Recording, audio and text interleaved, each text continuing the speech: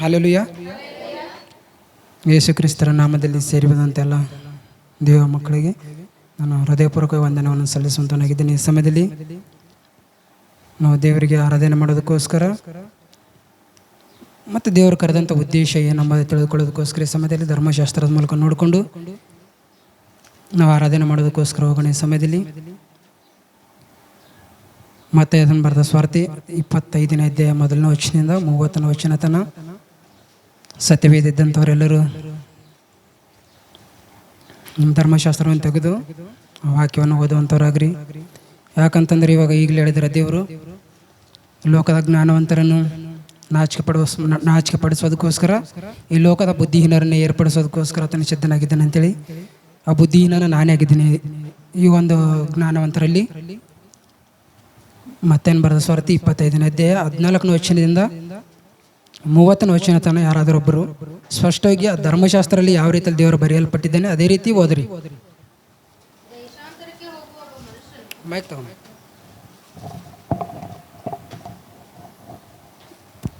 ಯಾರು ಆ ಕಡೆ ನೋಡ್ಬೇಡ್ರಿ. ನಿಮ್ಮ ಧರ್ಮಶಾಸ್ತ್ರಗಳನ್ನು ಧ್ಯಾನ ಮಾಡುತ್ತಾ ಮುಂದೆ ಹೋಗ್ರಿ.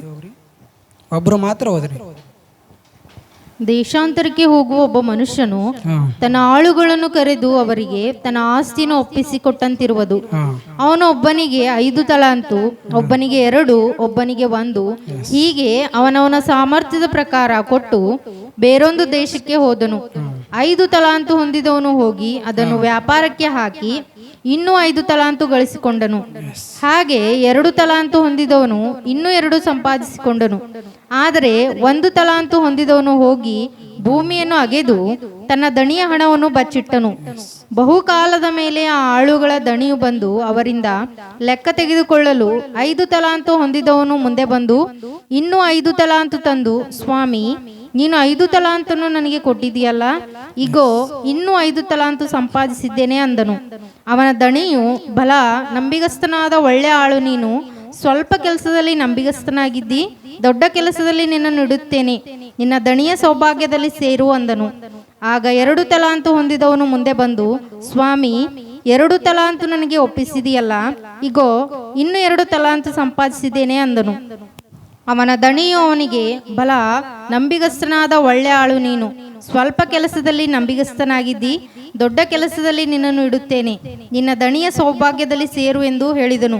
ತರುವಾಯ 1 ತಲಾಂತು ಹೊಂದಿದವನು ಸಹ ಮುಂದೆ ಬಂದು, ಸ್ವಾಮಿ, ನೀನು ಕಠಿಣ ಮನುಷ್ಯನು, ನೀನು ಬಿತ್ತದಿರುವಲ್ಲಿ ಕೊಯ್ಯುವವನು, ನೀನು ತೂರದಿರುವಲ್ಲಿ ರಾಶಿ ಮಾಡಿಕೊಳ್ಳುವನು ಎಂದು ತಿಳಿದು ಹೆದರಿಕೊಂಡು ಹೋಗಿ ನಿನ್ನ ತಲಾಂತನ್ನು ಭೂಮಿಯಲ್ಲಿ ಬಚ್ಚಿಟ್ಟೆನು, ಇಗೋ ನಿನ್ನದು ನಿನಗೆ ಸಂದಿದೆ ಅಂದನು. ಆಗ ಅವನ ದಣಿಯು ಅವನಿಗೆ, ಮೈಗಳನಾದ ಕೆಟ್ಟ ಆಳು ನೀನು, ನಾನು ಬಿತ್ತದಿರುವಲ್ಲಿ ಕೊಯ್ಯುವವನು, ತೂರದಿರುವಲ್ಲಿ ರಾಶಿ ಮಾಡಿಕೊಳ್ಳುವನು ಎಂದು ತಿಳಿದೀಯಾ? ಹಾಗಾದರೆ ನೀನು ನನ್ನ ಹಣವನ್ನು ಸಾಹುಕಾರರಲ್ಲಿ ಬಡ್ಡಿಗೆ ಹಾಕಬೇಕಾಗಿತ್ತು, ನಾನು ಬಂದು ನನ್ನದನ್ನು ಬಡ್ಡಿ ಸಹಿತ ಪಡ್ಕೊಳ್ಳುತ್ತಿದ್ದೇನು ಎಂದು ಹೇಳಿ ತನ್ನ ಸೇವಕರಿಗೆ, ಅವನಿಂದ ಆ ತಲಾಂತು ತೆಗೆದು 10 ತಲಾಂತು ಇದ್ದವನಿಗೆ ಕೊಡಿರಿ, ಇದ್ದವರಿಗೆಲ್ಲ ಕೊಡಲ್ಪಡುವುದು, ಅವರಿಗೆ ಮತ್ತೂ ಹೆಚ್ಚಾಗುವುದು, ಇಲ್ಲದವನ ಕಡೆಯಿಂದ ಇದ್ದದ್ದು ತೆಗೆಯಲ್ಪಡುವುದು, ಮತ್ತು ಕೆಲಸಕ್ಕೆ ಬಾರದ ಈ ಆಳನ್ನು ಹೊರಗೆ ಕತ್ತಲೆಗೆ ಹಾಕಿಬಿಡಿರು ಎಂದು ಹೇಳಿದನು. ಅಲ್ಲಿ ಗೋಳಾಟವೂ ಕಟಕಟನೆ ಹಲ್ಲು ಕಡಿಯೋಣವೂ ಇರುವವು. ಹಲ್ಲೆಲೂಯಾ. ಲಾಸ್ಟ್ ಕಡೆ ಭಾಗದಲ್ಲಿ ಹೆಂಗೆ ಹೇಳ್ತಾ ನೋಡ್ರಿ ದೇವರು, ಮೂವರ ಜೀವಿತ ಅಲ್ಲಿ ನೋಡ್ತಿದ್ದೆ ಧರ್ಮಶಾಸ್ತ್ರದಲ್ಲಿ. ಅದರ ಒಬ್ಬನು ಮಾತ್ರ ಅವನ ಅಪನಂಬಿಗಸ್ತನಾಗಿ ದೇವರ ದೃಷ್ಟಿಯಲ್ಲಿ ಕೆಟ್ಟವನಾಗಿ ಮತ್ತು ಕತ್ತಲೆ ಒಂದು ಲೋಕಕ್ಕೆ ತಳ್ಳಲ್ಪಟ್ಟು ಅಲ್ಲಿ ಕಟಕಟಣ ಹಲ್ಲು ಕಡಿಯೋಣವು ಮತ್ತು ಹುಳಗಳು ಕಚ್ತಾ ಇರ್ತಂತ ಆ ಒಂದು ಸ್ಥಳದಲ್ಲಿ ಯಾರು ಹೋಗ್ತಾರಂತ್ರಿ, ದೇವರ ಮಾತನ್ನು ಕೇಳದಂತೆ ದೇವರು ಕೊಟ್ಟಂಥ ತಲಾಂತನ್ನು ಗುರುತಿಸದೆ ಅದನ್ನು ಮಣ್ಣಲ್ಲಿ ಮುಚ್ಚಿಟ್ಟು ತನ್ನ ಇಷ್ಟಾನುಸಾರವಾಗಿ ಯಾರು ಜೀವಿಸ್ತಾರೋ, ಮತ್ತು ದೇವರು ಅಷ್ಟು ಕಠಿಣವಾದ ವ್ಯಕ್ತಿನೂ ಅಲ್ಲ, ದೇವರು ಅಷ್ಟು ಒಂದು ಅನ್ಯಾಯಸ್ಥನು ಕೂಡ ಅಲ್ಲ, ತನ್ನ ನಂಬಿಗಸ್ತನ ಅಂತ ದೇವರು ಅವರೆಲ್ಲರಿಗೆ ಸರಿಸಮಾನಾಗೆ ಕೊಟ್ಟಿರ್ತಾನೆ. ಅಷ್ಟೇ ತಲಾಂತದಲ್ಲಿ ಒಂದು ವ್ಯತ್ಯಾಸ ಕೊಟ್ಟಿರ್ತಾನೆ, ಬಟ್ ಎಲ್ಲರಿಗೂ ಕೊಡುವಂಥದ್ದು ನ್ಯಾಯ ಒಂದೇ ಕೊಟ್ಟಿರ್ತಾನೆ ರೀ ದೇವರು. ಅದರಲ್ಲಿ 5 ತಲಾಂತ ಹೊಂದಿದಂಥ ವ್ಯಕ್ತಿ ಹೋಗಿ 10 ತಲಾಂತ ಮಾಡಿದನು ರೀ. 2 ತಲಾಂತ ಹೊಂದಿದಂಥ ವ್ಯಕ್ತಿ ಹೋಗಿ 4 ತಲಾಂತ ಮಾಡಿದನು. 1 ತಲಾಂತ ಹೊಂದಿದಂಥ ವ್ಯಕ್ತಿ ಮಾತ್ರ ಅವನ ಒಂದು ದಣಿಗೆ ಭಯಪಟ್ಟು ಅದು ಭೂಮಿಯಲ್ಲಿ ಮುಚ್ಚಿಟ್ಟು ಆತನ ದಣಿ ಲೆಕ್ಕ ಕೇಳುವಂಥ ಸಂದರ್ಭದಲ್ಲಿ ತಂದು ಬಿಟ್ಟು, ಮತ್ತು ದಣಿ ಕುರಿತು ಅವನು ಕೆಟ್ಟದ ಹೇಳುವಂಥ ಸಂದರ್ಭದಲ್ಲಿ ದಣಿ ಹೇಳ್ತಾನೆ, ಇವನು ಅಪನಂಬಿಗಸ್ತರು, ನನ್ನ ಪಕ್ಷದಲ್ಲಿ ಇವನು ನಂಬಿಗಸ್ತನಲ್ಲ, ಇವನು ವೈದ್ಯಕೇಶಿಂದ ಏನು ಮಾಡ್ರಿ ಕತ್ತಲೆ ಕೊನೆಗೆ ತಳ್ರಿ ಅಂತ ಹೇಳ್ತಾನೆ. ಇವಾಗ ದೇವರ ಸನ್ನಿಧಿಯಲ್ಲಿ ಸೇರಿ ಬಂದಂಥ ದೇವರ ಮಕ್ಕಳೇ, ಇವತ್ತಿಂದ ನಮ್ಮ ಆತ್ಮಿಕದ ಜೀವಿತದಲ್ಲಿ ನಾವು ಯಾವ ರೀತಿಯಲ್ಲಿ ದೇವರ ಒಂದು ವಿಷಯದಲ್ಲಿ ನಂಬಿಗಸ್ತರಾಗಿದ್ದೇವೆ, ಏನು ಅಪನಂಬಿಗಸ್ತರಾಗಿದ್ದೇವೆ. ಮತ್ತು 5 ತಲಂತು ಹೊಂದಿದಂಥ ವ್ಯಕ್ತಿ ಯಾವ ರೀತಿಯಲ್ಲಿ 5 ತಲಂತು ತಂದೆಗಳಿಗೆ ಕೆಲವೊಂದು ಜನರು ಒಂದು ಸಂಪಾದನೆ ಮೇಲೆ ಹೋಗ್ತದೆ. ನಾನು ದೇವರ ಸನ್ನಿಧಿಯಲ್ಲಿ ಇಷ್ಟಿಷ್ಟು ಇದು ಮಾಡಿದ್ರೆ ನನಗೆ ಇಷ್ಟಿಷ್ಟು ಆಶೀರ್ವಾದ ಮಾಡ್ತಾನೆ, ನಾನು ಹಿಂಗೆ ಆಗ್ತೀನಿ, 5 ಕೊಟ್ಟರೆ 10 ಆಗ್ತದೆ, 10 ಕೊಟ್ಟರೆ 20 ಆಗ್ತದೆ ಅಂತೇಳಿ ದೇವರಲ್ಲಿ ಏನು ಮಾತಾಡ್ತಾನೆ ಆತ್ಮಿಕದ ವಿಷಯದಲ್ಲಿ ಮಾತ್ರ ಮಾತಾಡ್ತಾನೆ. ಯಾವುದೇ ಆಗಲಿ ಒಂದು ಆರ್ಥಿಕ ವಿಷಯದಲ್ಲಿ ಮಾತಾಡ್ತಿಲ್ಲ. ಆತ್ಮಿಕ ವಿಷಯದಲ್ಲಿ ನಾವು ಎಷ್ಟು ಮಟ್ಟಿಗೆ ಬೆಳಿಬೇಕು ಅಂತಕ್ಕಂಥದ್ದು ಈ ವಾಕ್ಯದಿಂದ ನಾವು ತಿಳ್ಕೊಬೇಕು. 5 ತಲಂತು ಹೊಂದಿದಂಥ ವ್ಯಕ್ತಿ ಅಂದರೆ ನಾವೇ. 5 ತಲಂತು ಹೊಂದಿದಂಥ ವ್ಯಕ್ತಿ ಅಂತಂದರೆ ದೇವರು ನಮ್ಮ ರಕ್ಷಣೆ ಕೊಟ್ಟನ್ರಿ ಇವತ್ತಿನ ದಿನದಲ್ಲಿ. ಆ ತಲಂತು ದೇವರು ನಮ್ಮನ್ನು ಕೊಟ್ಟಿರ್ತಾನೆ. ಆ ತಲಂತು ಉಪಯೋಗಿಸ್ಕೊಂಡು ನೀವು ಒಬ್ಬರಿಗಾದ್ರೆ ಹೇಳು, ಇಬ್ಬರಿಗಾದ್ರೆ ಹೇಳು, ಮೂವರಿಗಾದ್ರೆ ಹೇಳು, ದೇವರು ಬರುವಂಥ ಸಂದರ್ಭದಲ್ಲಿ ಅತ್ತೆ ನ್ಯಾಯ ತೀರ್ಪಿಗೆ ಇವತ್ತಿನ ದಿನದಲ್ಲಿ ಇದು ಯಾವ ರೀತಿಯಲ್ಲಿ 1 ತಲಂತು ಹೊಂದಿದವನು ಒಂದು ಪಕ್ಷದಲ್ಲಿ ಕರೆಕ್ಟಾಗಿ ಯಾವ ರೀತಿ ನ್ಯಾಯ ತೀರಿಸಿದನು, ಅದೇ ರೀತಿ ನಿನಗ ಕುಂತಂತ ನಿಮಗೆ ನಿಂತಂತ ನಮ್ಮ ಕೂಡ ಕೇಳುವಂತನಾಗಿದ್ದಾನೆ ರೀ. ನಾವು ದೇವ್ರು ಕೊಟ್ಟಂಥ ತಲಂತನ್ನು ನಾವು ಉಪಯೋಗ ಮಾಡಿಕೊಳ್ಳಾರದೆ ಕೊಟ್ಟಂಥ ತಲಂತನ್ನು ನಾವು ಮುಚ್ಚಿಟ್ಕೊಂಡು ಈ ಲೋಕದಲ್ಲಿ ನಾವು ವ್ಯವಹಾರದಲ್ಲಿ ಓಡಾಡಿ ನಾವು ತಲಂತು ಉಪಯೋಗ ಮಾಡಿಕೊಳ್ಳಾರದೆ ಜೀವಿಸ್ತಿದ್ದೀರಿ. ನಮ್ಮ ಕೂಡ ಒಂದಿನ ಇದೇ ತೀರ್ಪು ಉಂಟಾಗ್ತದೆ ರೀ. ಅದಕ್ಕೆ 5 ತಲಂತ ಹೊಂದಂಥ ವ್ಯಕ್ತಿ ಯಾವ ರೀತಿಯಲ್ಲಿ ದೇವ್ರಿಗೆ ಭಯಪಟ್ಟು ಕೇಶಂದು ಆತನು ಒಂದು ಹೊರಗಡೆ ವ್ಯಾಪಾರಕ್ಕೆ ಹಾಕಿಸಂದು ಆತನು 10 ತಲಂತ ಯಾವ ರೀತಿಯಲ್ಲಿ ಮಾಡಿದನು. ಈ ಸಭೆಯಲ್ಲಿದ್ದಂಥ ನೀನಾಗಿರ್ಬೋದು, ನಾನಾಗಿರ್ಬೋದು, ದೇವರ ವಿಷಯದಲ್ಲಿ ಒಂದು ಆತ್ಮಿಕ ವಿಷಯದಲ್ಲಿ ಮತ್ತು ಸಭೆ ವಿಷಯದಲ್ಲಿ ನಾವು ಸುವಾರ್ತೆ ಹೇಳುವಂಥವರಾಗಿದ್ದೇವಾ ಮತ್ತು ಸಭೆ ಕುರಿತು ಹೃದಯ ಭಾರವುಳ್ಳವರಾಗಿದ್ದೇವೆ ಅಂತಕ್ಕಂಥದ್ದು ಇದು ಬಹಳ ಪ್ರಾಮುಖ್ಯವಾದದ್ದು ಈ ಸಮಯದಲ್ಲಿ.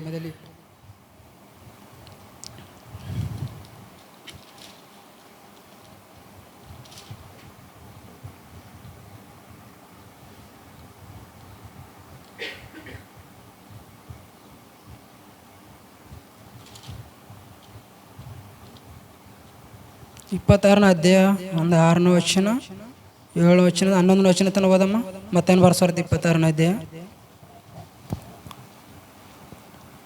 ಯೇಸು ಬೆತಾನ್ಯದಲ್ಲಿ ಕುಷ್ಠರೋಗಿಯಾದ ಸೀಮೋನನ ಮನೆಯಲ್ಲಿದ್ದಾಗ ಒಬ್ಬ ಸ್ತ್ರೀಯು ಬಹುಬೆಲೆಯುಳ್ಳ ಸುಗಂಧ ತೈಲದ ಭರಣಿಯನ್ನು ತೆಗೆದುಕೊಂಡು ಆತನ ಬಳಿಗೆ ಬಂದು ಆತನು ಊಟಕ್ಕೆ ಕೂತಿರುವಾಗ ಆ ತೈಲವನ್ನು ಆತನ ತಲೆಯ ಮೇಲೆ ಹೊಯ್ದಳು.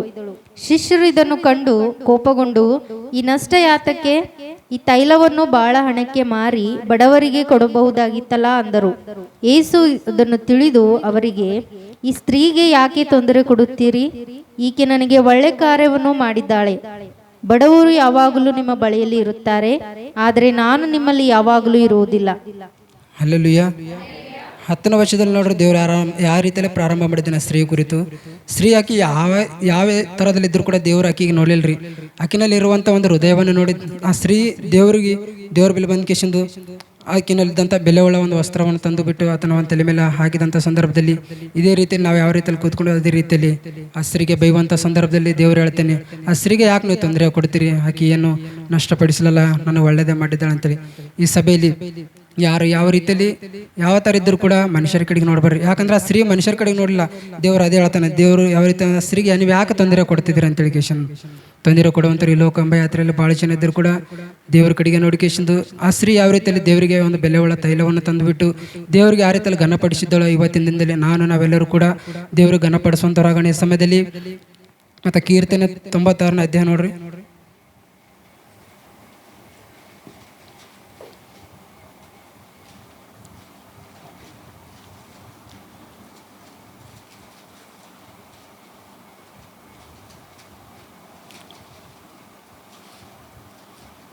ಕೀರ್ತನೆ 96 1, 2, 3 ವಚನ.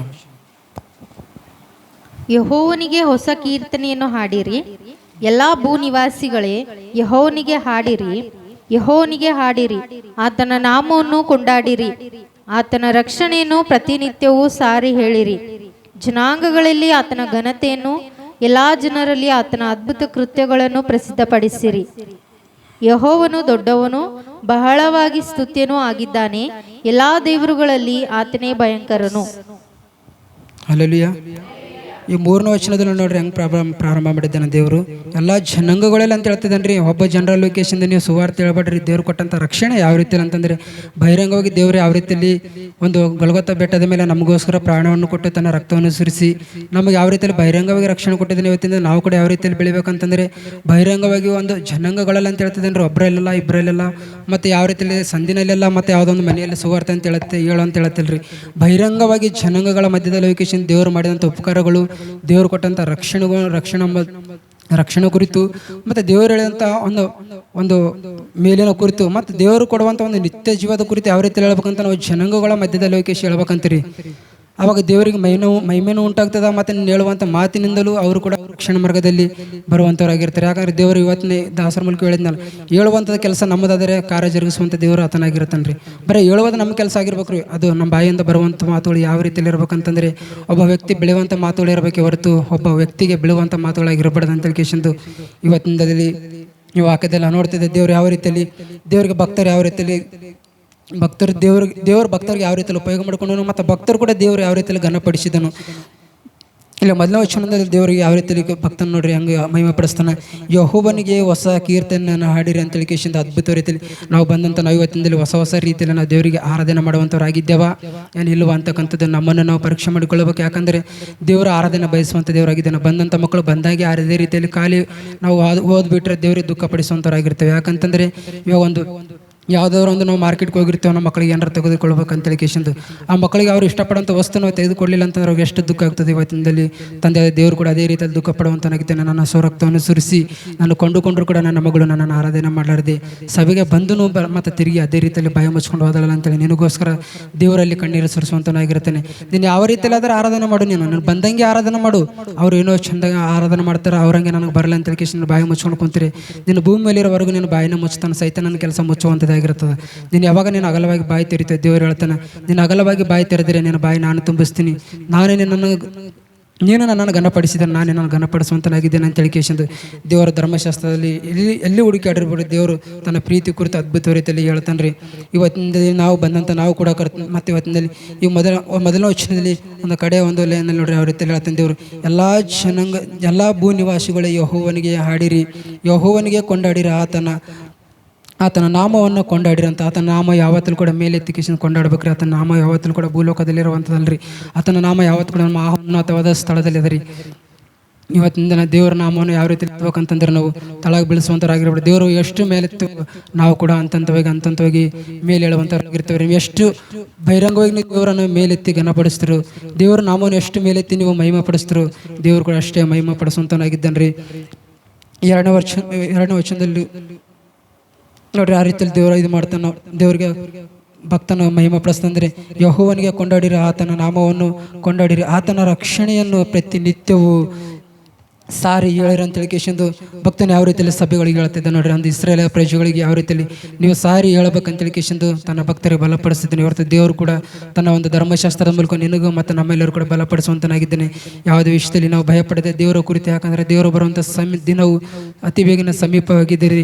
ಯಾಕಂದರೆ ಆತನ ಹೇಳುವಂಥ ಶೋಚನೆಗಳು, ಆತನ ಹೇಳಿದಂಥ ಎಲ್ಲ ಒಂದು ಕಾರ್ಯಗಳು ನೆರವೇರ್ತಿದ್ದವ್ರಿ. ಯಾವ್ಯಾವ ಸ್ಥಳದಲ್ಲಿ ಏನೇನು ಆಗಬೇಕು ಅಥವಾ ವಾಕ್ಯದ ಪ್ರಕಾರ ಒಂದೊಂದು ಪ್ರತಿಯೊಂದು ನೆರವೇರ್ತಿದ್ದವ್ರಿ. ಅದಕ್ಕೋಸ್ಕರ ನಾವು ಯಾವ ರೀತಿಯಲ್ಲಿ ಇರ್ಬೇಕಂತಂದ್ರೆ ದೇವರು ಇವತ್ತು ಬರ್ತಾನೋ ನಾಳೆ ಬರ್ತಾನೋ ಈ ಸಮಯದಲ್ಲಿ ಬರ್ತಾನೋ ಗೊತ್ತಿಲ್ಲರಿ. ಆತನ ಬರುವಿಕೆಗೋಸ್ಕರ ನಾವು ಎದುರು ನೋಡುತ್ತಾ ಸಭೆಯಲ್ಲಿದ್ದಂಥ ನಾವೆಲ್ಲರೂ ಕೂಡ ಎತ್ತಲ್ಪಡುವಂತೆ ದೇವರನ್ನು ಘನಪಡಿಸುವಂಥವ್ರು, ಆತನ ಒಂದು ಕೊಟ್ಟಂಥ ಕೆಲಸದಲ್ಲಿ ಕೂಡ ನಾವು ನಂಬಿಗಸ್ತರಾಗಿ ಮತ್ತು ಸ್ಥಿರಚಿತ್ತರಾಗಿ ನಿಂತು ಕೇಶಂದು ಅಂದ ಅಪೊಸ್ತಲದ ಪೌಲನು ಕೂಡ ಹೇಳ್ತಾನೆ ರೀ, ದೇವರು ಕೊಟ್ಟಂಥ ಕೆಲಸವನ್ನು ಸ್ಥಿರಚಿತ್ತದಿಂದ ಭೂಲೋಕದಲ್ಲಿ ನಾನು ಉಸಿರಿರುವಾಗ ಯಾವ ರೀತಿ ನಾನು ಓಡುತ್ತೇನೆ ಅಂತೇಳಿ ಕೇಶಂದು ಅದು ಒಂದೇ ಹೃದಯಭಾರ ಇರಬೇಕೆ ಹೊರತು ಮತ್ತೆ ಯಾವುದು ನಮ್ಮಲ್ಲಿ ಇರಬಾರ್ದ್ರಿ. ಅದು ದೇವರ ವಿಷಯದಲ್ಲಿ ನಾವು ಹೃದಯ ಭಾರ ಉಳ್ಳವರು ಇರುವುದಾದರೆ ಆತನ ಒಂದು ಇಷ್ಟಗಳನ್ನು ನೆರವೇರಿಸೋದ್ರೆ ನಮ್ಮ ಇಚ್ಛೆಗಳನ್ನು ದೇವರು ನೆರವೇರಿಸೋದಕ್ಕೋಸ್ಕರ ಆತನ ನಿರಂತರ ಸಿದ್ಧನಾಗಿದ್ದಾನ್ರಿ. ಅದು ಕೆಲಸ ಕೆಲವಂಥದ್ದು ನಮ್ಮದಾಗಿದೆ ರೀ. 3ನೇ ವಚನದಲ್ಲಿ ನೋಡ್ರಿ, ಜನಾಂಗಗಳಲ್ಲಿ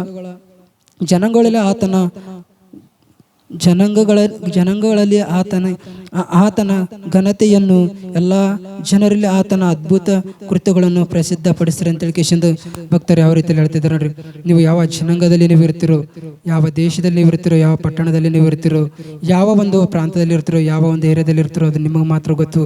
ಅದು ನಾನೇನು ನೋಡುವಂತನಾದ್ರೆ ದೇವರು ಮಾತ್ರ ನಿರಂತರವಾಗಿ ನೋಡುವಂತನಾಗಿದ್ದಾನೆ ರೀ. ನಾವು ಮಾಡುವಂಥ ಕೆಲಸ ಕಾರ್ಯಗಳಲ್ಲಿ ಆಗಿರ್ಬೋದು, ನಮ್ಮ ಮನೆಯಲ್ಲಿ ಆಗಿರ್ಬೋದು, ನಾವು ಪ್ರಯಾಣ ಮಾಡುವಂಥಲ್ಲಿ ಆಗಿರ್ಬೋದು, ಇವತ್ತಿನಿಂದಲೇ ಪ್ರತಿಯೊಬ್ಬರು ನೋಡುವಂತನಾಗಿದ್ದೇನೆ. ನನ್ನ ಕೆಲಸ ನಿನ್ನ ಕೆಲಸ ಯಾವ ರೀತಿಯಲ್ಲಿದೆ, ಏನು ದೇವರ ಕುರಿತು ನಾವು ಚಿಂತಿಸುವಂಥವರಾಗಿದ್ದೇವ, ಏನು ಕುಟುಂಬದ ಕುರಿತು ಚಿಂತಿಸುವಂಥವರಾಗಿದ್ದೇವ.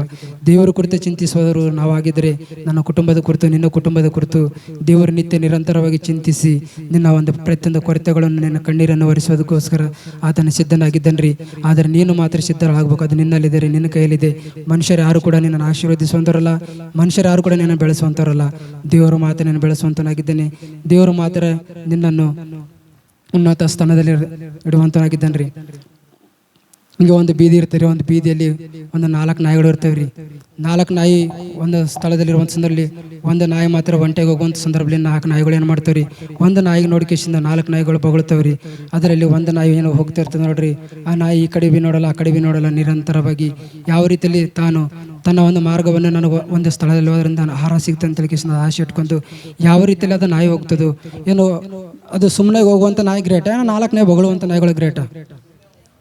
ಹಂಗೆ ನಾವೇನು ಮಾಡ್ಬೇಕಂತಾರೆ, 4 ಜನ ಬೈತಾರೆ ಅಂತ ಹೇಳ್ಕೇಶಿಂದು 4 ಜನ ಅಂತಾರೆ ಅಂತ ಹೇಳ್ಕೇಶಿಂದು 4 ಜನರ ಕಡೆ ನಾನು ಕಿವಿ ಕೊಟ್ಟಿದ್ದರೆ ಇವತ್ತಿನ ದಿನದಲ್ಲಿ ನಾನು ಬುದ್ಧಿಹೀನನು ಬಲಹೀನನಾದಂತ ನಾನು ಓದಿಲ್ಲ ಬರೆದಿಲ್ರಿ, ನಾನು ಸಾಲಿಗಿನ ಹೋಗಿಲ್ರಿ, ನಾನು ಅಡ್ರೆಸ್ ಕೊಡ್ತೀನಿ, ನಾನು 3 ಪೂರ್ತಿ ಲೊಕೇಶನ್ ಡೀಟೇಲ್ ತಿಳ್ಕೊಬೋದ್ರಿ. ನಾನು ಒಂದೇ ಕೇಳಿದ ದೇವರೇ ನಿನ್ನ ಕರೆದಂಥ ಉದ್ದೇಶ ಒಂದೇ ಪರಿಪೂರ್ಣ ಮಾಡಬೇಕು, ಆದರೆ ನನಗೆ ಜ್ಞಾನ ಇಲ್ಲ. ನಿನ್ನ ಜ್ಞಾನ ಕೊಟ್ಟರೆ ಮಾತ್ರ ನಾನು ಹಂತವಾಗಿ ನೀನು ಯಾವ ರೀತಿ ನಡೆಸ್ತೋ ಅದೇ ರೀತಿ ನಾನು ನಡೀತೀನಿ ಅಂತ ಹೇಳ್ಕೇಶಿಂದು ಒಪ್ಪಂದ ಮಾಡ್ಕೊಂಡಿದ್ದೆ ಹೊರತು ನಾನು ಬೆಳಿಬೇಕು, ನಾನು ಗರ್ವದಿಂದ ಜೀವಿಸಬೇಕು, ನಾನು ಗರ್ವದಿಂದ ಓಡಾಡಬೇಕಂತ ನನ್ನ ಆಸೆ ಇಲ್ರಿ. ದೇವರು ದೇವರು ನೀವು ತನ್ನ ದಾಸರಿಗೆ ಮಾತಾಡುವಂಥ ಸಂದರ್ಭದಲ್ಲಿ ದಾಸರು ನಮಗೆ ಹೇಳ್ತಿದ್ರಿ, ಬ್ರದರ್ ನೀವು ವಾಕ್ಯ ಹೇಳ್ಬೇಕಂತಂದ್ರೆ ನನ್ನ ಕೈಲಾಗಲ್ರಿ ಅಂತ ಹೇಳ್ಕಿಸಿಂದ ಭಾಳ ಸಲ ನಾನು ನಿರ್ಲಕ್ಷ್ಯ ಮಾಡಿದ್ದೀನಿ ರೀ. ಆದರೆ ಈಗಲೂ ಕೂಡ ನನಗೆ ಹೇಳಕ್ಕೆ ಬರಲ್ಲ, ಅಂದರೂ ಕೂಡ ನೀನು ಬಂದಂಗೆ ಹೇಳಪ್ಪ, ನೀನು ಬಂದಂಗೆ ನೀನು ಹೇಳು, ನೀನು ದೇವರು ನೀನು ಯಾವ ರೀತಿಯಲ್ಲಿ ಹೇಳ್ತೇವೆ ಅದೇ ರೀತಿಯಲ್ಲಿ ನೀನು ದೇವರು ಉಪಯೋಗ ಮಾಡ್ಕೊಳ್ತಾನೆ. ನೀನು ಬರಲ್ಲ ಅಂತ ಕೂತ್ಕೊಂಡ್ರೆ ನೀನು ಕುಂತಂಥ ಸ್ಥಳದಲ್ಲಿ ಕೂಡ್ತಿ, ಮತ್ತು ನೀನು ಬರಲ್ಲ ಅಂತ ಹೇಳಿಬಿಟ್ರೆ ನಿನ್ನ ಸ್ಥಳದಲ್ಲಿ ಬೇರೆ ಒಬ್ಬನಿಗೆ ಹಬ್ಬಸ್ತಾನೆ ಅಂತ ಹೇಳ್ಕಿಸಿಂದು ದಾಸರು ಹೇಳಿದರು. ಅದೇ ರೀತಿಯಲ್ಲಿ ವಾಕ್ಯ ಧ್ಯಾನ ಮಾಡ್ತಾ ಆದರೂ ಕೂಡ ಒಂದು ಯಾವ ರೀತಿ ಇಸ್ರಾಯೇಲ್ ಪ್ರಜೆಗಳ ಮೇಲೆ ಸೌಲನಿಗೆ ಏರ್ಪಡಿಸ್ಕೊಳ್ತಾನ್ರಿ. ಸೌಲನಿಗೆ ಏರ್ಪಡಿಸ್ಕೊಂಡ್ರೆ ಸೌಲನಿಗೆ ಕೊಟ್ಟಂಥ ಕೆಲಸವನ್ನು ಆತನ ಶ್ರದ್ಧೆಯಿಂದ ಮಾಡಲಾರ್ದೆ ದೇವರ ದೃಷ್ಟಿಯಲ್ಲಿ ಆತನ ಅನ್ಯಾಯ ಮಾಡಿಕೆಸಿಂದು ದೇವರು ಕೊಟ್ಟಂಥ ಅರಸ್ಥಾನದಿಂದ, ದೇವರು ಕೊಟ್ಟಂಥ ಒಂದು ಸೇವೆಯಿಂದ, ದೇವರು ಕೊಟ್ಟಂಥ ಒಂದು ಕೆಲಸದಿಂದ ಯಾವ ರೀತಿಯಲ್ಲಿ ತಳ್ಳಲ್ಪಟ್ಟನೋ ಅದೇ ರೀತಿ ದೇವರು ಕೊಟ್ಟಂಥ ಕೆಲಸವನ್ನು ನಾವು ನಿರ್ಲಕ್ಷ್ಯ ಮಾಡಿದರೆ ಸೌಲನಂತೆ ದೇಶಭ್ರಷ್ಟರಾಗಿ ನಾವು ನಾಶವಾಗುವಂತರಾಗಿದ್ದೇವೆ. ದೇವರು ಕೊಟ್ಟಂಥ ತಲಂತನ್ನು ಗುರುತಿಸಿ ದೇವರ ಸೇವೆಯಲ್ಲಿ ಉಪಯೋಗ ಪಡುವುದಾದರೆ ಅಂದು ದಾವೀದನು ಯಾವ ರೀತಿಯಲ್ಲಿ ಕುರಿಕಾಯುವಂಥ ವ್ಯಕ್ತಿ ಇದ್ದನೋ, ಆತನು ಕುರಿಕಾಯುವಂಥ ವ್ಯಕ್ತಿ ಇದ್ದರೂ ಕೂಡ ದಾವೀದನಿಗೆ ಯಾವ ರೀತಿಯಲ್ಲಿ ತನ್ನ ಸಿಂಹಾಸನ ಮೇಲೆ ನಿಲ್ಲಿಸಿದನು. ನೀವು ಒಂದು ವೇಳೆ ದೇವರ ಕೆಲಸದಲ್ಲಿ ಉಪಯೋಗ ಪಡುವುದಾದರೆ ನಿಮ್ಮ ಒಂದು ಕುರಿತು, ನಿಮ್ಮ ಒಂದು ದೃಷ್ಟಿಯಲ್ಲಿ, ನಿಮ್ಮ ಒಂದು ವಿಷಯದಲ್ಲಿ ಯಾರ್ಯಾರು ನಿಮಗೆ ಅವಮಾನ ಪಡಿಸ್ತಿದ್ದರು, ಯಾರ್ಯಾರು ನಿಮ್ಮ ಒಂದು ಕುರಿತು ಏನೇನು ಅಂತಿದ್ದರು, ಈ ಒಂದು ಸಮಯದಲ್ಲಿ ನೀವು ನಿಂತರೆ ದೇವರು ಅವ್ರ ಮಧ್ಯದಲ್ಲಿ ನಿಮಗೆ ಘನಪಡಿಸುವಂತನಾಗಿದ್ದೇನೆ, ಅವ್ರ ಮಧ್ಯದಲ್ಲಿ ನಿಮಗೆ ಹಬ್ಬಿಸುವಂತನಾಗಿದ್ದೇನೆ ಅಂತ ಹೇಳಿಕೆಂದು ಯಾವಾಗ ಆತ್ಮಿಕ ತಂದೆ ಹೃದಯ ಭಾರದಿಂದ ಹೇಳ್ತಾ ಬಂದನೋ ನಾವು ಕೂಡ ಆತನ ಹೃದಯ ಭಾರವನ್ನು ತಿಳಿದುಕೊಂಡು ನಾವು ಕೂಡ ಹಂತವಾಗಿ ದೇವರಲ್ಲಿ ಪ್ರೇಯರ್ ಮಾಡ್ತಾ ಬಂದೇವ್ರಿ. ನಾನು ವಾಕ್ಯ ಹೇಳಕ್ಕೆ ಬರಲಿಲ್ಲ ಅಂತಂದ್ರೆ ಬಿ ಬಂದಂಗೆ ಹೇಳಂತೇಳಿ ದೇವರು ದಾಸನ ಹೇಳಿದನಂತಂದ್ರ ಮೇಲೆ ಇದು ದಾಸನ ಮಾತ್ರ ಅಲ್ಲ, ದೇವರೇ ನೇರವಾಗಿ ಮಾತಾಡಿದ್ದಾನೆ ಅಂತ ಹೇಳಿಕೆಂದು ನನ್ನ ಹೃದಯದಲ್ಲಿ ಒಂದು ಖಚಿತವಾದ ಒಂದು ನಂಬಿಕೆ ನನ್ನಲ್ಲಿ ಹುಟ್ಟಿದ್ರಿ. ಯಾಕಂದರೆ ದೇವರು ಮಾತಾಡೋದು ದಾಸರ ಮೂಲಕವಾಗಿರಿ, ನೇರವಾಗಿ ದೇವರು ಮಾತಾಡಪ್ಪಿದ್ರೆ ಆತನು ಯಾರಿಗಾದರೂ ಕೂಡ ಉಪಯೋಗ ಮಾಡ್ಕೋಬಹುದ್ರಿ. ಆದರೆ ಇಂಥ ಮನುಷ್ಯನ ಮೂಲಕವಾಗಿ ರಕ್ಷಣೆ ಹೊಂದಬೇಕು, ಇಂಥ ಮನುಷ್ಯನ ಮೂಲಕವಾಗಿ ಉಪಯೋಗ ಮಾಡ್ಬೇಕಂತ ಹೇಳಿಕೆಂದು ಅದು ಧರ್ಮಶಾಸ್ತ್ರದಲ್ಲಿ ಬರೆಯಲ್ಪಟ್ಟಿದ್ದರಿ. ಯಾಕಂದರೆ ಒಂದು ಎಲಿಯ ಮತ್ತು ಎಲಿಶನ ಕುರಿತು ಕಳೆದ ವಾರ ನೋಡಿದವಲ್ರಿ. ಎಲಿಯ ಈ ಭೂಲೋಕವನ್ನು ಬಿಟ್ಟು ಹೋಗುವಂಥ ಸಂದರ್ಭದಲ್ಲಿ ಎಲಿಶ ಕೇಳ್ತಾನೆ ಎಲಿಯ ಹೇಳ್ತಾನೆ ಎಲಿಶ ನಾನು ಹೋಗುವಂಥ ಸಂದರ್ಭದಲ್ಲಿ ನನಗೆ ಏನು ಬೇಕಂತ ಕೇಳ್ಕೊಳ್ಳುವಂಥ ಸಂದರ್ಭದಲ್ಲಿ ನಿನ್ನ ಆತ್ಮದಲ್ಲಿ 2 ಪಟ್ಟು ನನಗೆ ಬೇಕಂತ ಕೇಳ್ಕೊಳ್ತಾನೆ ರೀ. ಆ ಒಂದು ಆಶೆ ನಮ್ಮಲ್ಲಿ ಇದ್ದರೆ ರೀ ಆತನ ಎಲಿಶ ಯಾವ ರೀತಿಯಲ್ಲಿ ಕೇಳ್ಕೊಂಡು ಅದೇ ರೀತಿ 2ರಷ್ಟು ಪಟ್ಟಲ್ರಿ ದೇವರು ಅದಕ್ಕಿಂತ ಅತ್ಯಧಿಕವಾಗಿ ಒಂದು ಅಭಿಷೇಕವನ್ನು ಕೊಡುವಂಥವನಾಗಿದ್ದಾನೆ. ಅದು ಕೇಳುವುದಕ್ಕೋಸ್ಕರ ನೀನು ನಾನು ಸಿದ್ಧರಾಗಬೇಕ್ರಿ. ನಾನು ನಿನ್ನ ಸಿದ್ಧವಾದರೆ ಮಾತ್ರ ದೇವರು ಕೊಡುವುದಕ್ಕೋಸ್ಕರ ನಿತ್ಯ ನಿರಂತರವಾಗಿ ಆತ ಯಾವಾಗಲೂ ಕೂಡ ಕೈ ಚಾಚಿ ಕರುವಂಥವನ್ನ ಕರೆದ ಆಶೀರ್ವಾದ ಮಾಡುವಂಥವನಾಗಿದ್ದಾನೆ ರೀ. ಯಾಕಂದರೆ ಆತನು ಯಾವಾಗಲೂ ಕೂಡ ನಿದ್ರಿಸದೆ, ತೂಕಡಿಸದೆ, ಕಣ್ಣರೆಪ್ಪ ಮುಚ್ಚದೆ ಅಂದು ಇಸ್ರಾಯೇಲರಿಗೆ ಯಾವ ರೀತಿಯಲ್ಲಿ ಪರಿಪಾಲನೆ ಮಾಡಿದ್ದಾನೆ, ಇವತ್ತು ಕೂಡ ನನ್ನನ್ನು ಪರಿಪಾಲನೆ ಮಾಡುವಂಥ ದೇವರು ಆತನಾಗಿದ್ದಾನೆ ರೀ. ನೀವು ತಿಳ್ಕೊಳ್ತಿರೈತ್ರಿ, ಇವತ್ತಿನ ದಿನದಲ್ಲಿ ನಾನು ಮಲ್ಕೊಂಡಿದ್ದ ರಾತ್ರಿ ನಾನು ಎಚ್ಚರವಾಗಿದ್ದು ನನ್ನನ್ನು ಸ್ನಾನ ಮಾಡ್ಕೊಂಡು ದೇವರ ಸನ್ನಿಧಿಯಲ್ಲಿ ಬಂದಿನಿ. ಅದು ಯಾವುದೇ ನಿನ್ನ ಕೆಲಸ ಅಲ್ರಿ, ಅದು ದೇವರ ಕೆಲಸನೇ ರೀ. ಇವತ್ತು ನಿನ್ನ ಜೀವಿತ ಸಂಖ್ಯೆಯಲ್ಲಿ ಇರಬೇಕಾದ್ರೆ ದೇವರ ಕೃಪೆ ರೀ. ನಿನ್ನ ದೇವರ ಸನ್ನಿಧಿಯಲ್ಲಿ ಬಂದು ಕೂಡಬೇಕಾದ್ರೆ ಅದು ದೇವರ ಚಿತ್ತ, ಮತ್ತು ದೇವರ ಸನ್ನಿಧಿಯಲ್ಲಿ ಬಂದು ದೇವರ ಮಾತು ಕೇಳಬೇಕಂತಂದ್ರೆ ಕೂಡ ಆತನ ಒಂದು ನಿರೀಕ್ಷೆ ಆಗಿದೆ ರೀ. ಯಾವತ್ತು ಕೂಡ ದೇವರು ನೇಮಿಸಿದಂಥ ಒಂದು ಕಾರ್ಯಗಳು ಯಾವತ್ತು ಕೂಡ ನಿಂತೋಗಲ್ರಿ. ಇವತ್ತು ನಾನು ನಿಲ್ಲಿಲ್ಲ ಅಂತಂದ್ರೆ ಬಿ ಇಲ್ಲಿ ಕುಂತಂಥ ಸ್ಥಳದಲ್ಲಿ ಯಾರು ಯೇಸುವನ್ನು ಕೂಡ ಎಬ್ಬಿಸ್ಬೋದು, ಮತ್ತು ಇಲ್ಲಿ ಕುಂತಂಥ ಸ್ಥಳದಲ್ಲಿ ಯಾರಾದರೂ ಕೂಡ ಎಬ್ಬಿಸ್ಬೋದು. ಆದರೆ ನಂಬಿಕೆ ಮಾತ್ರ ನಮ್ಮಲ್ಲಿ ಇರ್ಬೇಕ್ರಿ. ನೀನು ಅವರಿಗೆ ಎಬ್ಬಿಸ್ಕೊಳ್ತಾನೆ ಅಂತ ಹೇಳಿ ಮನುಷ್ಯರಲ್ಲಿ ಯಾವತ್ತು ಕೂಡ ನೀವು ಒಂದು ಈ ಥರ ಇದು ಪಡ್ಲಕ್ಕೆ ಹೋಗ್ಬೇಡ್ರಿ, ದುಃಖ ಪಡ್ಲಕ್ಕೆ ಹೋಗ್ಬೇಡ್ರಿ. ಅದು ನಾವು ಕೇಳಬಹುದಾದ್ರೆ ದೇವರು ನಿರಂತರವಾಗಿ ಕೊಡುವಂಥ ದೇವರಾಗಿದ್ದೇನೆ ರೀ. ಯಾಕಪ್ಪ ನಮ್ಮ ಬರದ ಗ್ರಂಥದಲ್ಲಿ ನಾನು ವಾಕ್ಯ ಓದ್ಲಿಕ್ಕೆ ಬರಲಿಲ್ಲ ಅಂತಂದ್ರೆ ಬಿ ಧ್ಯಾನ ಮಾಡುವಂಥ ಸಂದರ್ಭದಲ್ಲಿ ಅದು ಒಂದೇ ಅಧ್ಯಾಯ ಇನ್ನೊಂದು ಜ್ಞಾಪಕ ಬರ್ತಿದ್ರಿ ನಂಗೆ. ಅದು ಧ್ಯಾನ ಮಾಡುತ್ತಾ ಮುಂದೆ ಹೋಗುವಂಥ ಸಂದರ್ಭದಲ್ಲಿ ಯಾಕೋಬನ ಹೇಳ್ತಾನೆ, ಮೊದಲನೇ ಅಧ್ಯಾಯದಲ್ಲಿ 5ನೇ ವಚನದಲ್ಲಿ ಒಂದು ಓದಿರಿ. ಯಾಕೋಬನ ಗ್ರಂಥ 5ನೇ ಅಧ್ಯಾಯ 1ನೇ ವಚನ ರೀ.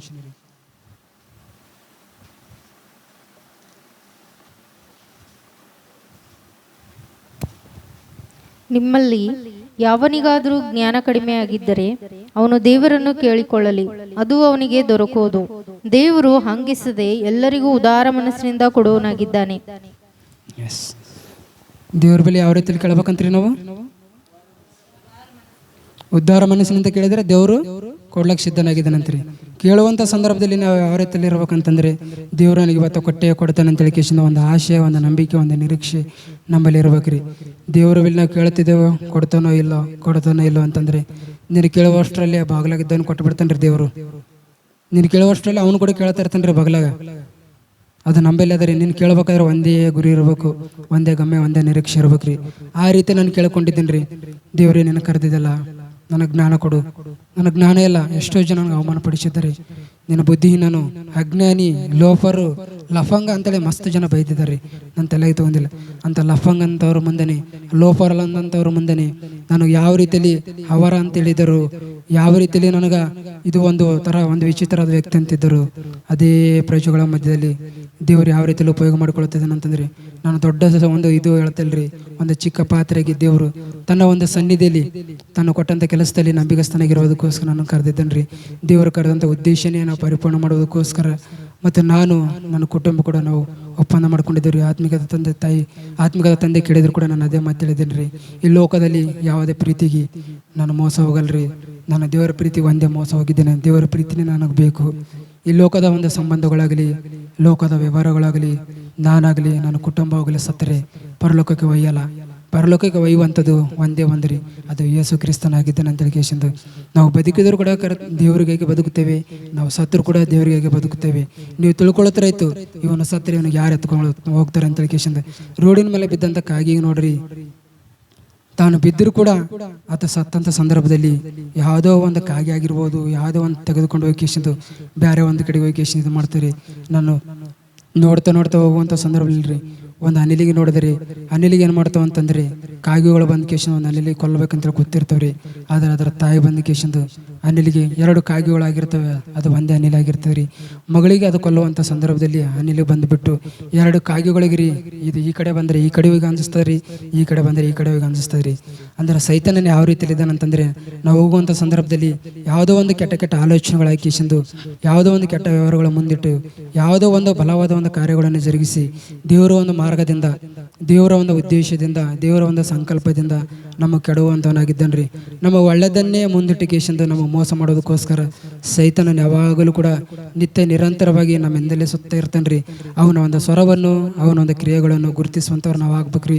ಒಂದು ಭಕ್ತನಾದಂಥ ದಾವೀದನು ಯಾವ ರೀತಿಯಲ್ಲಿ ಸೈತಾನನ ಕ್ರಿಯೆಗಳನ್ನು ಲಯಪಡಿಸ್ತಾ ಬಂದನು, ಅಪೊಸ್ತಲದ ಪೌಲನು ಕೂಡ ಯಾವ ರೀತಿಯಲ್ಲಿ ಸೈತಾನನ ಕ್ರಿಯೆಗಳು ಅನೇಕ ಅವರಿಗೆ ಅಡೆತಡೆಗಳು ಬಂದರೂ ಕೂಡ, ಅವರು ಸೆರೆಮನೆಯಲ್ಲಿ ಆದರೂ ಕೂಡ ಅವ್ರು ಯಾವಾಗ ಭಯಪಡದೆ ಯಾವ ರೀತಿಯಲ್ಲಿ ಅವರು ಸೆರೆಮನೆ ಹಾಕಲ್ಪಟ್ಟಂಥ ಸಂದರ್ಭದಲ್ಲಿ ಅವ್ರು ಯಾವ ರೀತಿಯಲ್ಲಿ ದೇವರನ್ನು ಘನಪಡಿಸಿದ್ರು, ಅದೇ ರೀತಿಯಲ್ಲಿ ನಾವು ಕೂಡ ದೇವರ ನಾಮವನ್ನು ಎತ್ತಿಕೊಂಡು ಯಾವಾಗಲೂ ಕೂಡ ನಮ್ಮ ಬಾಯಲ್ಲಿ ಆತನನ್ನು ಕೀರ್ತಿಸುವಂಥವ್ರು, ಆತನನ್ನು ಘನಪಡಿಸುವಂಥವ್ರು ನಾವು ಆದರೆ, ಯಾವ ಸೈತನಾಗಿರ್ಬೋದು, ಯಾವ ಮನುಷ್ಯನಾಗಿರ್ಬೋದು, ಯಾವ ವ್ಯಕ್ತಿ ಆಗಿದ್ರು ಕೂಡ ನಮ್ಮಿಂದ ಕ್ರಿಸ್ತನ ಪ್ರೀತಿಯಿಂದ ಅಗಲಿಸ್ಲಿಕ್ಕೆ ಸಾಧ್ಯವಿಲ್ರಿ. ಅದು ನಾವು ಒಂದು ವೇಳೆ ನಂಬಿಕೆ ನಿರೀಕ್ಷೆ ಇಟ್ಟು ನಾವು ಮುಂದೆ ಪ್ರಯಾಣ ಮಾಡೋದಾದರೆ, ದೇವರು ಯಾವಾಗಲೂ ಕೂಡ ನಮ್ಮ ಕೈ ಹಿಡಿದ ಕೇಸ್ ನಡೆಸುವಂಥವನಾಗಿದ್ದಾನೆ. ಅದು ದೇವರು ಕೈಯಲ್ಲಿ ನೀವು ಕೊಟ್ಟಾಗ ಮಾತ್ರ ಆತ ನಡೆಸ್ತಾನೆ ಹೊರತು, ನೀವು ಸುಮ್ಮನೆ ನಾಮಕೆ ವಾಸ್ತವಾಗಿ ನಾವು ದೇವರ ಸನ್ನಿಧಿಗೆ ಬಂದು ನಾವು ದೇವರ ಮಕ್ಕಳಾಗಿದ್ದೇವೆ ಅಂತೇಳಿ ಕೇಸ್ ನಾವೆಷ್ಟೇ ಆರಾಧನೆ ಮಾಡಿದ್ರು ಕೂಡ, ನಾವೆಷ್ಟೇ ಪ್ರಾರ್ಥನೆ ಮಾಡಿದ್ರು ಕೂಡ ಆತನು ಕೈ ಹಿಡಿಯುವಂಥ ದೇವರಲ್ರಿ. ಮೊದಲು ನಿನ್ನನ್ನು ನೀನು ಒಪ್ಪಿಸ್ಕೊಳ್ಬೇಕು. ಫಸ್ಟು ನಿನ್ನನ್ನು ನೀನು ಸಮರ್ಪಣೆ ಮಾಡ್ಕೊಳ್ಬೇಕು. ನಿನ್ನನ್ನು ನೀನು ಪೂರ್ತಿ ಆತನ ಆ ದಿನದಲ್ಲಿ ಪೂರ ಒಪ್ಪಿಸ್ಕೊಡ್ಬೇಕ್ರಿ. ಒಂದು ಯಾವುದೇ ಒಂದು ಭಕ್ತರಾಗಿರ್ಬೋದು, ನೀವು ಯಾವ ಇಡೀ ಧರ್ಮಶಾಸ್ತ್ರವನ್ನೇ ಆದಿಕಾಂಡದ ಪ್ರಕಟತನ ನೀನು ಓದುತ್ತಾ ಹೋಗ್ರಿ. ನೀವು ಯಾವ ದಾಸರು ತಮ್ಮನ್ನು ತಾವು ಯಾವತ್ತೂ ಕೂಡ ಹೆಚ್ಚಿಸ್ಕೊಳ್ಳಲಿರಿ. ತಮ್ಮನ್ನು ತಾವು ತಗ್ಗಿಸ್ಕೊಂಡು ದೇವರ ಒಂದು ಕೃಪೆಯ ಹಸ್ತ ತಲೆಗೆ ತಮ್ಮನ್ನು ತಾವು ತಗ್ಗಿಸ್ಕೊಂಡು ಯಾವ ರೀತಿಯಲ್ಲಿ ದೇವರಿಗೆ ಒಪ್ಪಿಸ್ಕೊಟ್ರು, ಆವಾಗಲೇ ದೇವರು ಅವ್ರಿಗೆ ಮೌನ ಸ್ಥಾನದಲ್ಲಿ ತೆಗೆದುಕೊಂಡು ಹೋದನು. ಕುಂತಂಥ ತನ್ನ ಮಕ್ಕಳಾದ ನಿಮ್ಮನ್ನು ಕೂಡ ಯಾವುದೇ ಒಂದು ಪರಿಸ್ಥಿತಿಯಲ್ಲಿ ದೇವರನ್ನು ಆಶ್ರಯ ಮಾಡಿಕೊಂಡು ನೀವು ಯಾವ ರೀತಿಯಲ್ಲಿ ದೇವರನ್ನು ಘನಪಡಿಸ್ತಾರೋ ಅದೇ ರೀತಿಯಲ್ಲಿ ದೇವರು ನಿಮ್ಮನ್ನು ಘನಪಡಿಸುವಂತನಾಗಿದ್ದಾನ್ರಿ. ಇವತ್ತಿನ ದಿನದಲ್ಲಿ ನಿನ್ನ ಕಣ್ಣೀರು, ನಿನ್ನ ಕಷ್ಟಗಳು ಒಂದು ನಿನ್ನ ಕಣ್ಣಿಗೆ ನೀನು ಮಿಲ್ಕದಂಥ ಒಂದು ದೊಡ್ಡದಾಗಿ ಕಾಣಿಸ್ತಿರ್ಬೋದು ರೀ. ಆದರೆ ನಾವು ಯಾವ ರೀತಿ ನೋಡ್ಬೇಕಂತಂದರೆ ಬರುವಂಥ ಪರಿಸ್ಥಿತಿಗಳು, ಬರುವಂಥ ಯಾವುದೇ ಒಂದು ಕಷ್ಟಗಳು ಅದು ಚಿಕ್ಕದಾಗಿ ನೋಡ್ಬೇಕು ರೀ. ದೇವರಿಗೆ ಆ ಸ್ಥಾನದಲ್ಲಿ ಯಾವ ರೀತಿ ನೋಡ್ಬೇಕಂತಂದರೆ ಮಹಾ ದೊಡ್ಡದವರಾಗಿ ಇಟ್ಟು ಕೇಸ್ ನಾವು ನೋಡ್ಬೇಕು ರೀ. ದೇವರಿಗೆ ಅಲ್ಲಿ ಚಿಕ್ಕದಾಗಿ ಇಟ್ಟು ಕೇಸಿನ ಸಮಸ್ಯೆಗಳು ದೊಡ್ಡದಾಗಿ ಅಂತೇಳಿ ನಾವು ನೋಡಿದ್ರಿ. ಅಲ್ಲಿ ದೇವರು ಅಲ್ಲೇ ಕೂತಿರ್ತಾನೆ, ಬಟ್ ನಿನಗೆ ಸಹಾಯ ಮಾಡ್ಲಿಕ್ಕೆ ದೇವರು ಬರಲ್ಲ. ಯಾಕಂದರೆ ದೇವರಿಗಿನ್ನ ದೊಡ್ಡದಾಗಿ ನೀನು ಸಮಸ್ಯೆಗಳು ನೋಡ್ತಿರ್ತಲ್ಲಿ. ಅದಕ್ಕೋಸ್ಕರ ಇವತ್ತಿನ ದಿನದಲ್ಲಿ ದೇವರ ಮಗಳೇ, ದೇವರ ಮಗನೇ ಬಂದಂತ ನಿನಗೆ ದೇವರೇ ಹೇಳ್ತಿದ್ದಾನೆ, ಇವತ್ತಿನ ದಿನ ಸಮಸ್ಯೆಗಳನ್ನು ಯಾವುದೇ ಪರಿಸ್ಥಿತಿಯಲ್ಲಿ ನಿನ್ನ ಸಮಸ್ಯೆಗೆ ಯಾವ ರೀತಿ ನೋಡ್ಬೇಕಂತಂದ್ರೆ ಇಷ್ಟೇ ಚಿಕ್ಕದಾಗಿ ನೋಡ್ರಿ, ದೊಡ್ಡದಾಗಿ ನೋಡಬೇಡ್ರಿ. ದೇವರಿಗೆ ಆ ಒಂದು ಸ್ಥಳದಲ್ಲಿ ದೊಡ್ಡದಾಗಿಟ್ಟು ನೋಡ್ರಿ. ನೀವು ದೇವರು ಯಾವ ರೀತಿಯಲ್ಲಿ ನಿಮ್ಮ ಹೃದಯದಲ್ಲಿ ಕಾರ್ಯ ಮಾಡ್ತಾನೋ.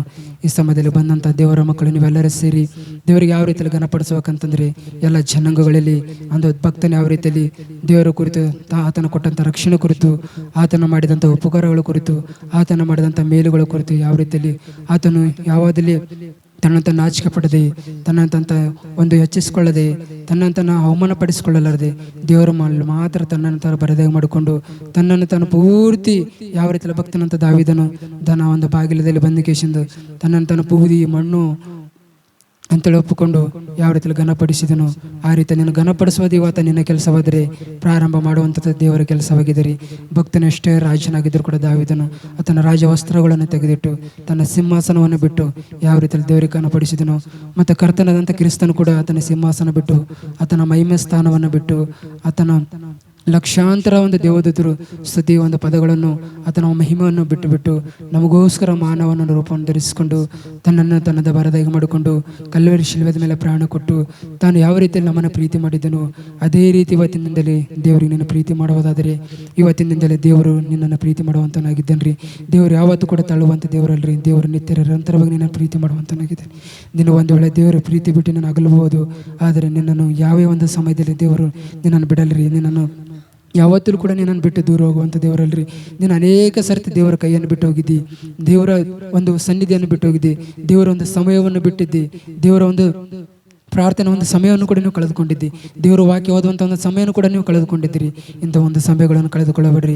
ಭಕ್ತರು ಹೇಳ್ತಾರೆ ಯಾವಾಗಲೂ ಕೂಡ ಧರ್ಮಶಾಸ್ತ್ರದಲ್ಲಿ ದೇವರ ಒಂದು ಸಮಯನ ಯಾವ ರೀತಿಯಲ್ಲಿ ಉಪಯೋಗ ಮಾಡ್ಕೊಳ್ಬೇಕಂತಾರೆ, ಬಹು ಬೆಲೆ ಉಳ್ಳದಂತೇಳಿ ಕರಿತ ದೇವರ ಒಂದು ಸಮಯನ ಉಪಯೋಗ ಮಾಡ್ಕೊಳ್ಬೇಕಂತೇಳಿ ಅದು ಯಾರ ಸಲ ಬರೆದಿಟ್ಟಂತಂದ್ರೆ ಇವತ್ತು ನಿಮಗೋಸ್ಕರ ಅಲ್ಲಿ ದೇವರು ಬರೆಸಿಟ್ಟಿದ್ದಾನ್ರಿ. ಅದಕ್ಕೋಸ್ಕರ ಸಮಯವನ್ನು ನಾವು ಸುಮ್ಮನೆ ಕಳೆದುಕೊಳ್ಳೋದೇ. ದೇವರ ಸನ್ನಿಧಿಯಲ್ಲಿ ಬಂದಂಥ ನಾವು ದೇವರ ನಾಮವನ್ನು ಯಾವ ರೀತಿಯಲ್ಲಿ ಎತ್ತಿಡಿಬೇಕಂತಂದರೆ, ದೇವರೇ ನಿನ್ನ ನಾಮವನ್ನು ಮಾವನ ಸ್ಥಾನದಲ್ಲಿದೆ ಪ್ರಭಾ, ನಾನು ಬುದ್ಧಿಹೀನನ ಪಾಕರ್ತೀನಿ, ನಾನೇ ನನ್ನನ್ನು ಘನಪಡಿಸೋದಾದರೆ ನೀನು ನನ್ನನ್ನು ಘನಪಡಿಸ್ತೀನಿ ಅಂತ ಹೇಳ್ತಿದ್ದೀನಿ. ನಿಜ ಪ್ರಭಾ, ಯಾವ ರೀತಿಯಲ್ಲಿ ಒಂದು ಭಕ್ತನು ಯಾವ ರೀತಿಯಲ್ಲಿ ಕುರಿ ಕೈಯುವಂಥ ಒಂದು ವ್ಯಕ್ತಿ ಆಗಿದ್ದರೂ ಕೂಡ ಆತನು ಯಾವ ಸಂದರ್ಭದಲ್ಲಿ ಯಾವ ಒಂದು ಪರಿಸ್ಥಿತಿಯಲ್ಲಿ ಇದ್ದರೂ ಕೂಡ ಆತನು ನಿನ್ನನ್ನು ಯಾವ ರೀತಿಯಲ್ಲಿ ಘನಪಡಿಸಿದನು. ನಾನು ಕೂಡ ಪ್ರಭಾ ಇವತ್ತಿನಿಂದ ನಿನ್ನ ಘನಪಡಿಸ್ತಾ ಇದ್ದೇನೆ, ನಾನು ನೆಚ್ಚಿಸುವಂಥ ದೇವರಾಗಿದ್ದೀನಿ ಅಂತ ನೀವು ಹೇಳಿದ್ದೀರಿ ಪ್ರಭಾ.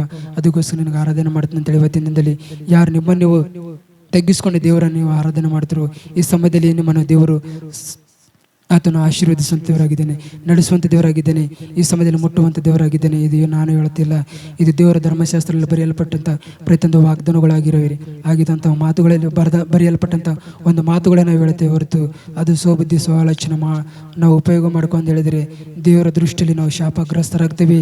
ದೇವರು ಯಾವ ರೀತಿಯಲ್ಲಿ 5 ತಲಂತು ಹೊಂದಿದವನಿಗೆ 2 ತಲಂತು ಹೊಂದಿದವನಿಗೆ ಆತನು ಯಾವ ರೀತಿಯಲ್ಲಿ ಬಲ ನಂಬಿಕೆಸ್ತನ ಆಳಂತೇಳಿ ಕೇಸಿಂದು 5 ತಲಂತು ಹೊಂದಿದವನಿಗೆ 10 ತಲಂತು ಹೊಂದಿದವನಿಗೆ 2 ತಲಂತು ಹೊಂದಿದವನಿಗೆ 4 ತಲಂತು ಯಾವ ರೀತಿ ಅವರು ಸಂಪಾದನೆ ಮಾಡಿದರು.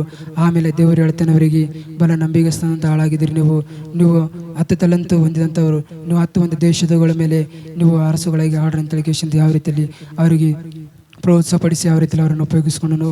ಮತ್ತು 2 ತಲಂತು ಹೊಂದಿದವನು ಕೂಡ ದೇವರು ಯಾವ ರೀತಿಯಲ್ಲಿ ಉಪಯೋಗ ಮಾಡಿಕೊಂಡನು. 1 ತಲಂತು ಹೊಂದಿದವನಿಗೆ ಯಾವ ರೀತಿಯಲ್ಲಿ ಎಲ್ಲ ಕೆಟ್ಟ ಮೈಗಳ ಕೆಟ್ಟ ಹಾಳು ಅಂತೇಳಿ ಕೇಸಿಂದ ಅವನು ಕೆಟ್ಟ ಹೆಸರು ಪಡೆದುಕೊಂಡನು. ಆ ಕೆಟ್ಟ ಹೆಸರು ಪಡೆದುಕೊಂಡು ನಾವು ನಿತ್ಯ ನರಕಕ್ಕೆ ನಿತ್ಯ ನಾಶಕ್ಕೆ ಹೋಗದಂತೆ ದೇವರು ಯಾವ ರೀತಿಯಲ್ಲಿ ಇಷ್ಟಪಡ್ತಿದ್ದಾನೆ ಅಂತಂದರೆ 2 ತಲಂತು ಹೊಂದಿದಂಥ ವ್ಯಕ್ತಿಯಂತೆ 5 ತಲಂತು ಹೊಂದಿದಂಥ ವ್ಯಕ್ತಿಯಂತೆ ನಾವು ಇರಬೇಕಂತೇಳಿ ತಾನು ಇಷ್ಟಪಡ್ತಿದ್ದೇನೆ ರೀ. ಈ ಸಮಯದಲ್ಲಿ ನಾವೆಲ್ಲರೂ ದೇವರ ಪಾದವನ್ನು ಹಿಡ್ಕೊಂಡು ದೇವರೇ ನಿಜವಾಗಲಪ್ಪ 1 ತಲಂತು ಹೊಂದಿದಂಥ ವ್ಯಕ್ತಿ ಆಗದಂತೆ 2 ತಲಂತು ಹೊಂದಿದಂಥ ವ್ಯಕ್ತಿ ಅಂತ ನಾನು ಇರ್ಬೇಕಂತ ಹೇಳ್ತಿದ್ದೀರಿ. 5 ತಲಂತು ಹೊಂದಿದಂಥ ಒಂದು ವ್ಯಕ್ತಿ ಅಂತ ನಾನು ಇರ್ಬೇಕಂತ ಹೇಳ್ತಿದ್ದೀರಿ. ಮತ್ತು ನೀನು ಕೊಟ್ಟಂಥ ರಕ್ಷಣೆಯನ್ನು ಪ್ರಭಾ ಈ ಎಂಬ ಲೋಕದಲ್ಲಿ ನಾವು ಯಾವಾಗಲೂ ಕೂಡ ಪ್ರಭಾ ಮಹಾ ಜನಾಂಗಗಳಲ್ಲಿ ನಾವು ವರ್ಣಿಸುವಂಥವರಾಗಿರ್ಬೇಕು, ಘನಪಡಿಸುವಂಥವರಾಗಿರ್ಬೇಕು ಅಂತೇಳಿ ಪ್ರಭಾ ನೀವು ಹೇಳ್ತಿದ್ದೀರಿ. ನಿಜವಾಗಲೂ ನಾನು ಇವತ್ತು ನನ್ನ ಘನಪಡಿಸ್ತೀನಿ ಅಂತೇಳಿ ಈ ಸಮಯದಲ್ಲಿ ನಾವೆಲ್ಲರೂ ಒಬ್ಬರಾದ ನಂತರ ಒಬ್ಬರು ದೇವರ ಸನ್ನಿಧಿಯಲ್ಲಿ ದೇವರಿಗೆ ಆರಾಧನೆ ಮಾಡೋದಕ್ಕೋಸ್ಕರ ಹೋಗೋಣ. ಬನ್ನಿ ಸಮಯದಲ್ಲಿ ಆರಾಧನೆಗೆ ಹೋಗೋಣ.